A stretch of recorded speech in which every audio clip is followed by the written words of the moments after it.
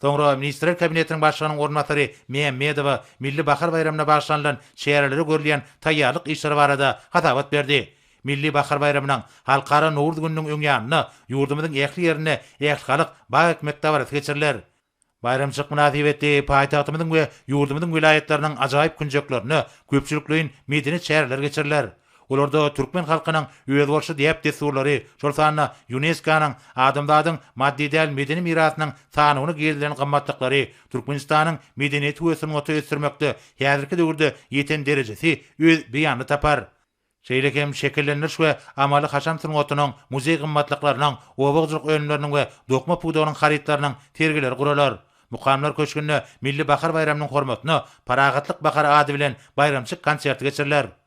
Hormat prezidenti mäde hitap etdiňläp, taryhy müňýyllyklary ulap gidýän Nowruz bayramynyň medeniýeti, tungaty we ýaxşy desurlary giňden wagt etmekde halkara ähmetiniň bardygyny belläp, onuň häzirki döwürde halklaryň arasyndaky agdy birligi puwturandyrýanyny aýtdy.